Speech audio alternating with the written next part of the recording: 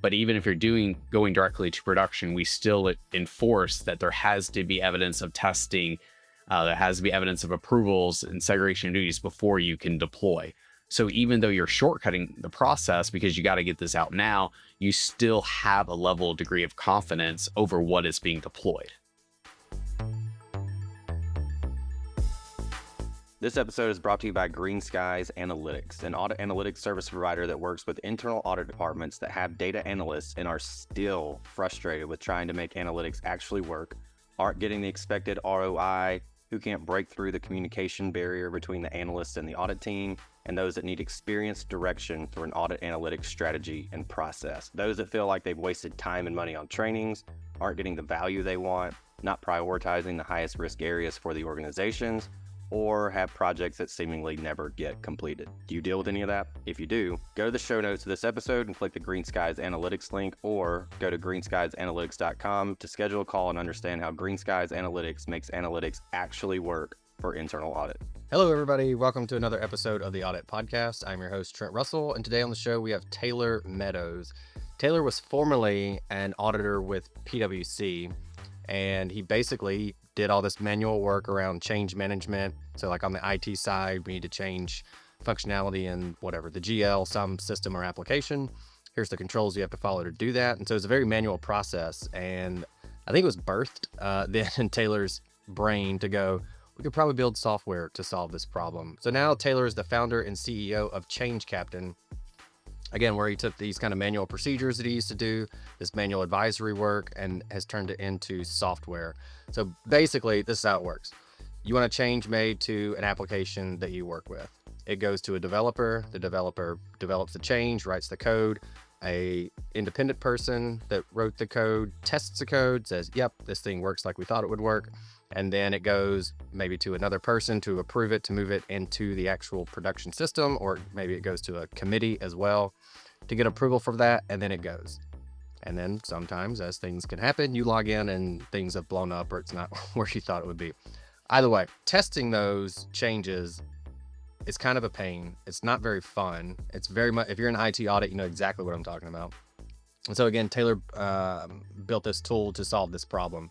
And so there's a couple things it does. One, you basically print out a report and then you can go, yep, change management, done. Change management testing, done. The other thing that is super interesting about it is that it takes into account these R&D tax credits that you can get. So if you're building new functionality into some system that you have in your organization, you can get tax credits for that on the R&D side.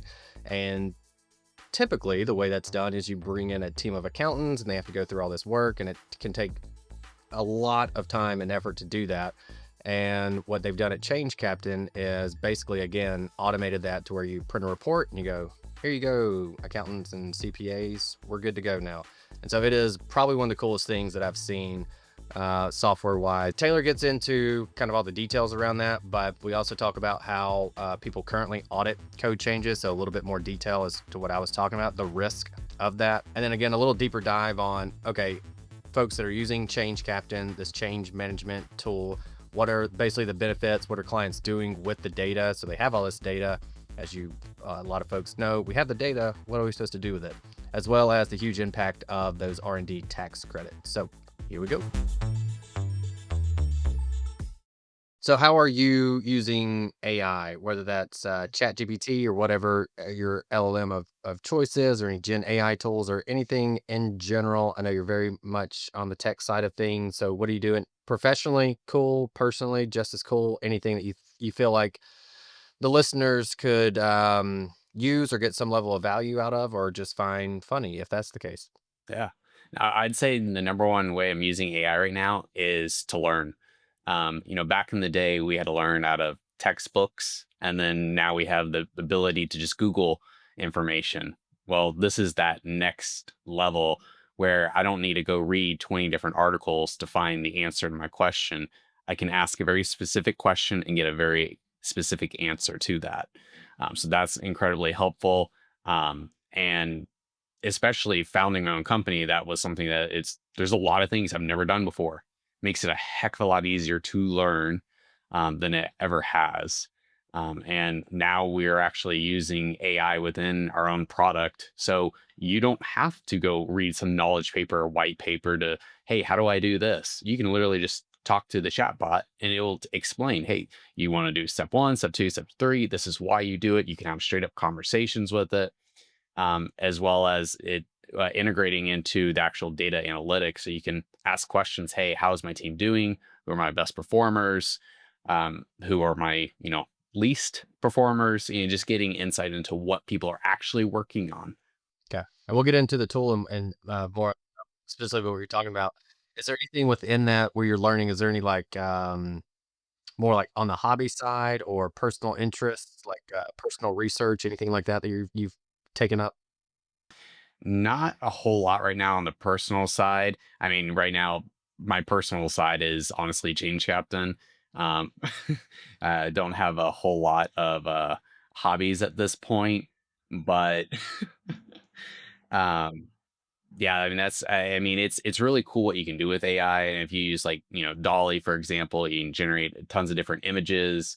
You can use Sora in order to generate different videos. So we're starting to leverage that in order to create different content in order to put onto, LinkedIn or wherever for advertisement purposes. But I mean, you can use this for anything you want. It's amazing at what you can create with nothing more than a text-based prompt. So really, we're talking change management, and just to kind of set the stage a little bit, change management relative to IT or ITGCs, as opposed to change management in culture or some given initiative. Like, hey, we want to be an AI company and AI forward thinking and all that. Well, we got to bring in change management to do that and help change the mindset. We're talking ITGC. So the way I always explain this when I was in IT audit, especially when we were recruiting people to join the firm, and they'd be like, "What do we like? What do you guys actually do?" Um, so I always tell them a couple different ways. I go, "Hey, you know how on your iPhone you get these updates, right? Software updates. Like if there was a client, we would make sure that all the changes that are going now into your phone from Apple, that the changes was authorized, that it was tested, and so like somebody actually tested it. Who somebody made the change in the software, somebody else tested to make sure it worked, somebody approved that that change could go in to production, so that when it got to you, it didn't just blow your phone up or something malicious happened or something to that effect. And then with that, obviously, is the segregation of duties part, where those functions segregated, so that you didn't just have one person doing it and then access to production, so you couldn't just move the change into production. And they would go, yeah, okay. And then so the other example I give would be, hey, have you ever seen the movie Office Space? Most of them said yes. And I go, all right, you know how they got away with that con? Yeah. It's like, we make sure that doesn't happen. And usually people will go, oh, that sounds way cooler. I think I want to do that job. It sounded way cooler than when I would say we audited banking and insurance software. They usually didn't think that was especially cool. So that's always been my perspective. But I want to offer up, like, is there anything I missed? You want to add kind of your flair to that? How do IT auditors mostly audit change management and code changes? So today, the way we are auditing them is we are selecting a sample of 25 code changes, typically at the deployment level. So what that means is basically as you are developing code, there's on typically three stages. You have a development environment, then you move to a staging environment, which is slightly more polished, and then you move eventually to the production environment. So today, what we're doing is we're testing about 25 changes that are moving to the production environment out of a population of well over 200,000 for a small organization. And that is how we are getting comfortable that are they following these controls? Are they following? Is there evidence of proper testing, approval, segregation of duties? But the problem is like that means we're testing less than 0.01% of the population, which brings into question, well, how much assurance are we really getting? Yes, you can take the approach, oh, well, because of standard deviations, I'm getting into that 95 percentile. Yes, absolutely. But you have to keep in mind that it only takes one mistake on one code change to have a massive, massive impact, as you saw with what happened with CrowdStrike. And there's even then, so like I know when we would take our sample, inevitably there would be some kind of simple configuration change where I would always say just like flipped the flag. You know, it wasn't a crazy, like nobody would really notice it. But so we get those and we'd be like, that's pretty low risk. Do we really care about these? And we'd have to kick them out, resample, and all that kind of stuff. So sometimes change management wasn't too bad to audit. Other times it was just such a pain, especially some homegrown systems, and trying to get that population of changes was always the biggest pain point for us when we were doing that. But speak about a little bit more of the risks here. So you mentioned CrowdStrike. Maybe summarize that story for those that may not remember or are not familiar at all. Yeah. So what happened with CrowdStrike is there was a single developer who developed and deployed untested and unapproved code, which ended up causing a massive outage. And CrowdStrike ended up losing $12.5 billion because of this outage. Um, a lot of airlines, if you were trying to travel, you probably weren't able to travel because people's computer systems straight up weren't working. If they were using Windows and they received that update, their computer would not turn on because that change was made at what's called a kernel level. A kernel, think of it as like the cement foundation in your house. And then what's above that is the user level. That's where you live. That's where the framing is, your furniture. Well, this change was in that cement foundation. So when it basically failed, by design, the computer is designed to crash because the alternative can be significantly worse, where it actually does physical damage to your computer or can lead to data corruption. And what the change was in specific was the developer hard coded it to look for 21 parameters, but there was only 20. So when it got to looking for the 21st parameter, it couldn't find it, it didn't know what to do, so it crashed. Yeah. I like the foundation cement house example or analogy. That was really good. All right. So that's how most of the world does change management testing and monitoring that. How are you and what your organization, your company, how are you guys changing that? So what we're doing is we're instilling true system limitations to ensure the compliance with those same core three controls. So we make it where it's literally impossible to deploy code that was not tested, that didn't have proper approvals, that there was no enforced segregation duty. So we ensure from a true system limitation that that is happening. So now what it allows auditors to do is they can perform a test of one approach. And so instead of going out and testing 25 changes, now they can just test one. And because it's an automated process, then they're done, which is significantly faster because testing those 25 changes today on average takes a team of 7 to 12 people over a month to do. And is it, because of course you have multiple systems. So I think about one of the larger clients we had like 60 in scope applications for socks. And so, you know, and most of them or a lot of them they followed the same process. And so we could just aggregate those and take our sample across the board from those. But inevitably, there's always this, random one off. We do it different. We do it different. We do it different. Does your solution account for all that aggregation or how would that work? So basically, how all software is being developed is essentially the same way. There is the developer who's actually developing the code. Then you typically have like a lead developer who's reviewing it, and then you have some sort of like QA testing and UAT testing. So everyone's following the same process flow. It's just more of do you have a development environment and then do you have a staging? Some companies don't have staging, or some companies will have multiple staging environments as well as a demo environment. So there's different ways you can kind of have a slightly nuance, but the same core approach is applicable to any company that you're going to be working at. Again, some small startups will, kind of cut some of these corners because they're not worried about compliance as much. It's not as much of a priority. But that's as you grow, that's something that you have to abide by in order to pass these different audit engagements. So for those that, again, maybe are not in like the IT audit role or IT in general, or even those that are, and just don't really understand how software is built. High level, explain that to the audience. How is software, for the most part, built? Yeah. So think about if I am writing a book. There is something called a commit. Think of a commit as like a paragraph within inside of a book. Once I write enough paragraphs, I take those paragraphs, essentially put it in an envelope, and I'm sending it up to the company server in order to then merge it with all the rest of the code there. That process, when putting those paragraphs into that envelope, is called a pull request, and it's just technical lingo for this is a change request. I'm requesting to make a code change, whether I'm adding code, editing code, deleting code.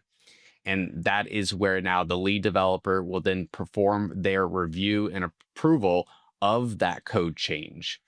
After that has then been approved, then it will typically go to your development environment, where then QA will perform their testing, as well as product or UAT will perform their testing, make sure that is this actually meeting the business requirements of the original request.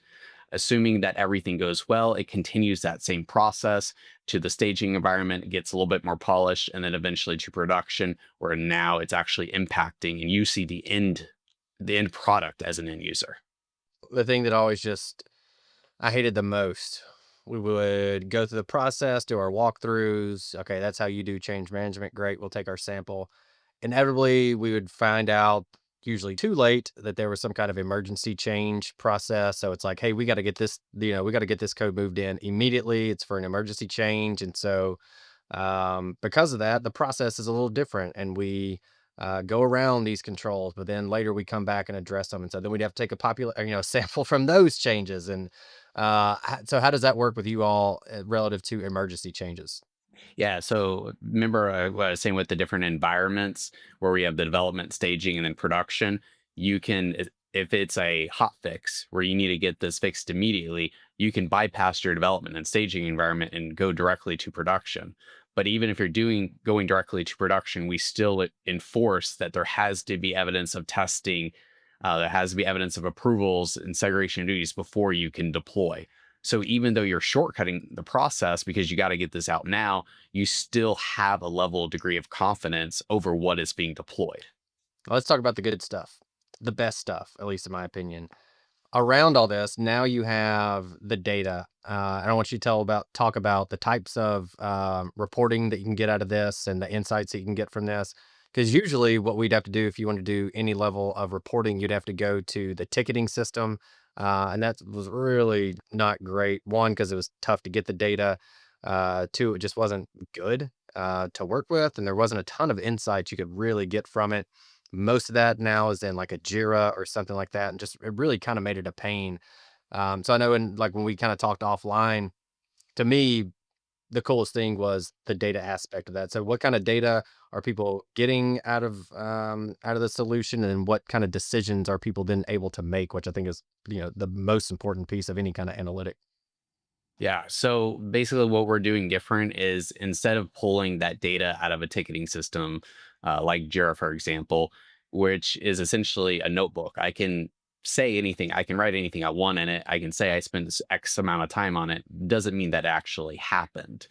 That's where we are going in and pulling this data directly from your code environment. So we are able to give you with actuals who did what, when, and how long did it actually take to write that one line of code? How long did it take QA to test that one line of code? So you're starting to be able to piece together the entire software development lifecycle. Who's doing what? Where are they spending their time? And then that's where you can start analyzing it to understand, like, who are your best performers. Are there potential roadblocks, or where maybe I need to hire more QA because there's a huge backlog of work that is basically not getting out the door because I don't have enough QA engineers to review it. Okay. So there is audit time is cut down significantly in using this. There's legit insights and decisions that can be made out of this. And I think if we just stop there, people will go, this is like heaven sent, what we're talking about now. But then the third thing is the R&D tax credits. So speak to that. Yeah. So there's a really, really great tax credit you can get for software development that can be very lucrative. You can save up to 50% on your software development costs. The problem today is getting that tax credit is incredibly hard and it's very expensive.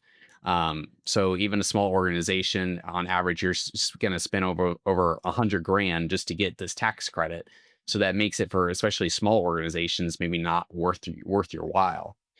And especially now, starting in 2025, the IRS has increased its level of scrutiny around these tax credits, where now you have to evidence eligibility at a per code change level. Prior to this, you're able to do this at just a blanket project level. So I could essentially take a folder, stuff anything I want inside it, and say this entire folder is eligible. The IRS came out in 2017 saying, no, no, no, this is not acceptable anymore. Now we're in 2025, and now it's a hard requirement. So this will be the first year where now that scrutiny is in place. And that's where what our platform does is we automate that entire process. We show with hard evidence the eligibility for every single code change, what's eligible, what is eligible, what's not. That way you're able to get that massive return at the end of the year. And you're talking about how hard it is to do that now. Why is that? Why is it so expensive and why is it so hard? Is because you're basically having to go and pull all of this evidence out of a combination of your ticketing system, out of a combination out of your coding environment, in order to then prove and evidence, hey, is this work that was new feature work? Is this work that was maintenance work? You have to evidence and prove that in order to get the R&D tax credits. So I'll just give you an example. If I am working on a bug ticket and I am pre-launch, so I don't have any end users using this particular product or feature yet. Well, I can capitalize that time and I can get my R&D tax credits for that time on that bug ticket. But now once I launch and I have end users actually on their product, now that time is no longer eligible for those R&D tax credits. So that's where you have to really get into the minutia in order to prove that eligibility. All right, Taylor. I mean, really, I know I've shown people sometimes at a code level, like how an analytic works. We'll pull up like Python and show them like how it works, run it, see the results, and they go, "Oh, that's what is going on. That's what's been going on this whole time." And I go, "Yeah," and they go, "Okay, now it makes a little bit more sense." So I think, especially, basically the world runs on software. So I think a lot of people, IT or otherwise, probably have a little better understanding of that. Some of the risks, certainly. I love the CrowdStrike example. So thank you a ton. I think it's going to be really helpful for a lot of people. But with that said, I'll give you the floor. What do you want to leave the audience with? I just kind of leave the audience with is that the recognition that software development is a little bit more of a wild, wild west than what we'd like to think, which as a result, as us end users are then the ones that are impacted. It's us, the end users, that are finding these bugs that are and have these negative actions happening to us. We're having to convey them back to the company. This is where we want to try to improve this process, where we're identifying these bugs, identifying these mistakes from an operational perspective and preventing them rather than letting them get deployed into the wild.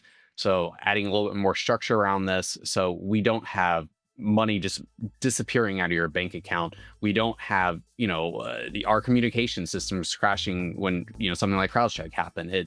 We need to add more assurance to our IT environments. Hey everyone, thank you very much for listening to this episode of the Audit Podcast. Whatever platform you're listening on right now, I'm sure there's a subscribe button somewhere, so please hit the subscribe button there. If you're listening through iTunes or Spotify, feel free to go give us that 5-star rating. It only took me about 16 seconds to give myself a 5-star review, and it really helps to get future guests to come on the show, so we'd really appreciate that. Lastly, be sure to check out the show notes and follow us on all our social media channels on Instagram, on LinkedIn, and on TikTok. Also, if interested, please sign up for our weekly newsletter from the Audit Podcast. Thank you all. Have a great one.